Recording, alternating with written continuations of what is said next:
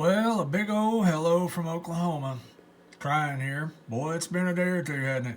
It's been kind of a crazy month. But I do appreciate y'all sticking in.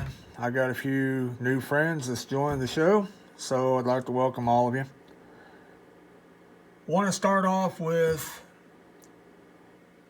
I've been a little confused like everybody else with these new rules and laws and whatever else that's been coming down from New York or FTC, whatever, whoever. And thanks to a few friends, I believe we've got it figured out. I also want to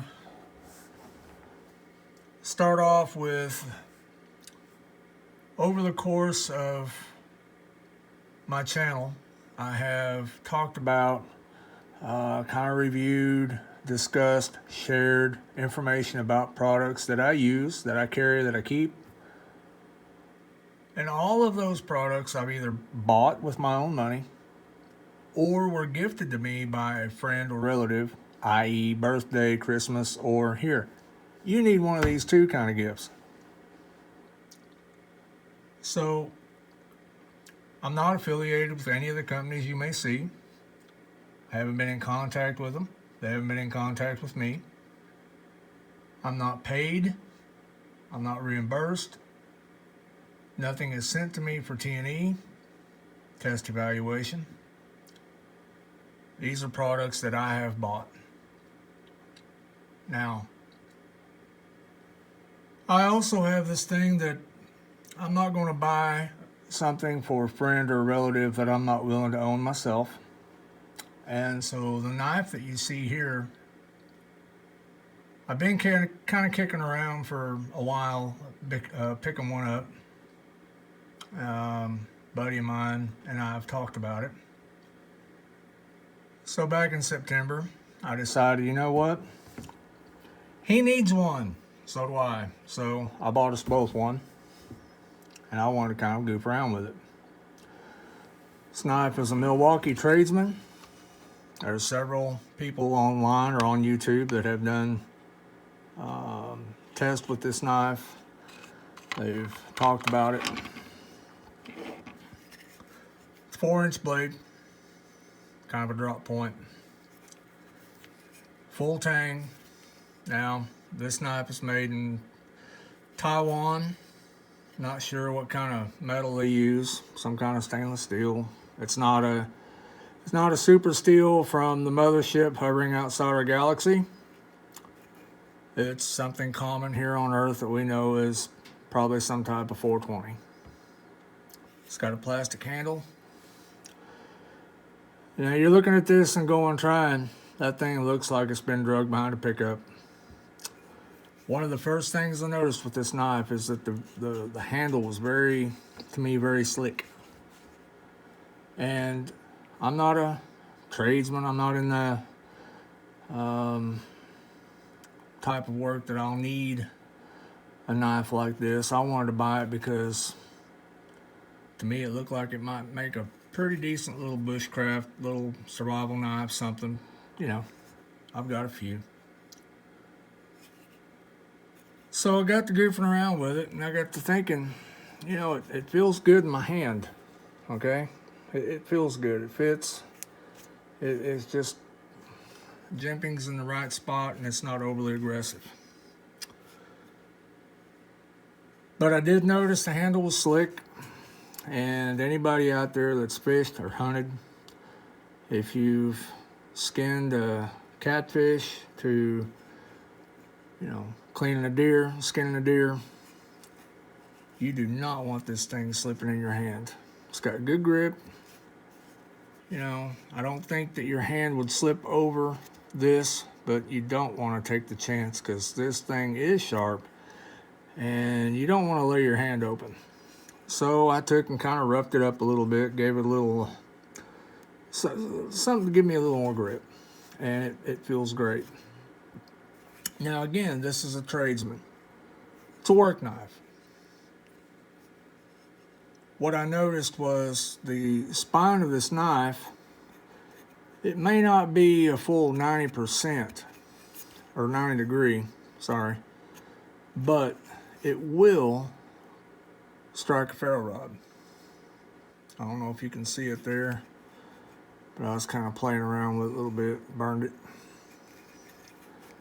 So striking a ferro rod moved it up in my book to more of a bushcraft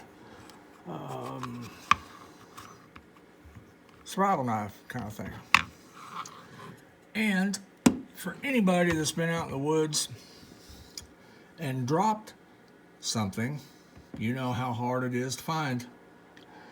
You're this time of year, the woods are nothing but leaves, and you drop it, you might not find it again. Although this handle might help you find this knife if you drop it. Now for the downside to this. The sheath. The sheath is okay, but, and it clicks in quite well. See if I can do this one-handed. Okay. It clicks in pretty good. Oklahoma heat will probably cause this to not click in so well. It is not an ambidextrous sheath. It is for a right-hander only. I'm right-handed, which is fine, but I like my options and I prefer a sheath that is ambidextrous. So I'm probably going to do away with this and either find, buy, or make a leather sheath that I can use for this knife. Again, it's full tang. Comes out of the pack just sharp as it can be. So I don't foresee any huge problems. I've had knives, you know, I'm 51 years old. I've had knives all most of my life. And the only time I broke one was when I was using it outside the realm of its intended purpose. So I'm not going to be hacking down a 100-year-old oak tree with this knife. I'm not going to be trying to carve a car hood. You know. But to do some tasks out in the woods or from camping, fishing, whatever, I need to make a tent stake or, you know, something. This knife should do it without any problems. My budget for a knife, I try to keep in the $20 range. This knife I found at Home Depot for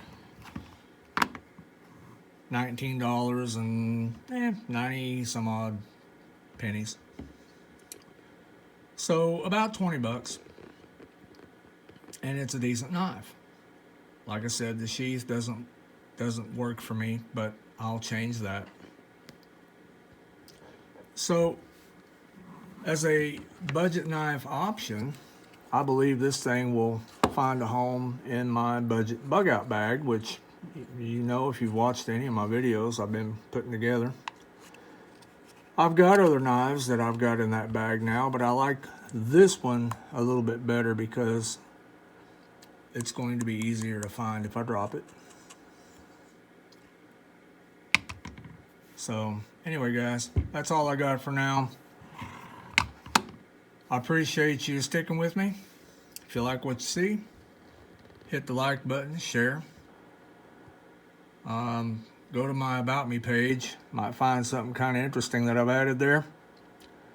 And guys, until next time, you take care of yourselves, and we will see you next time.